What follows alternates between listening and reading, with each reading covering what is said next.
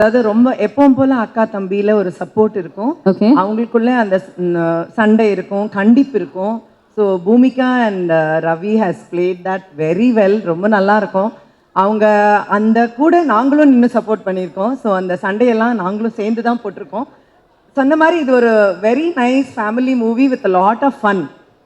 நல்லாவே ஜாலியாக என்ஜாய் பண்ணக்கூடிய ஒரு நல்ல படம். ஓகே. உங்களுக்கு உண்மையா அந்த மாதிரி தம்பி இருக்காங்களா? சிப்ளிங் இருக்காங்களா? உங்களுக்கு தம்பி இருக்காங்களா? எனக்கு தம்பி இல்லை, எனக்கு அண்ணன் தான். அண்ணா இருக்காங்க. Brother, big brother. Brother, big brother. Okay ma'am, thank you very much. Yes sir. ஒன்று சொல்ல இருந்தேன், ப்ளீஸ். எல்லா கேரக்டர்ஸும் இதில் சூப்பராக இருக்கும். அது ஜெயம் ரவி சார் கூட கேரக்டர் மாதிரி தான் வந்து போயிட்டார். அவ்வளோ ஒரு விட்டு கூட ரொம்ப ஈஸியாக எடுத்துக்கிட்டு he gave so much freedom for all actors.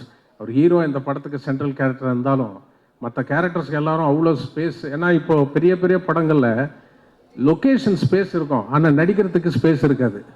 ரொம்ப கஷ்டம் நடிக்க ஸ்பேஸ் கிடைக்கிறது. அது இந்த படத்தில் எல்லா ஆக்டர்ஸுக்கும் ரொம்ப நல்ல ஸ்பேஸ் கொடுத்தாரு. Thank you Ravi sir, Rajesh sir, thank you so much. The space was well organized actually. எல்லாரும் இருந்தாலும் எல்லாருக்கும் ஈக்குவலா ரொம்ப அழகா ராஜேஷ் அதை பிளான் பண்ணி பண்ணாரு. ரொம்ப நல்லா பண்ணிருக்காரு. Very nice, very nice. நன்றி, தேங்க்யூ வெரி மச். உங்கள் காம்பினேஷனும் ஸ்க்ரீனில் பார்க்க ரொம்ப நல்லா இருந்தது.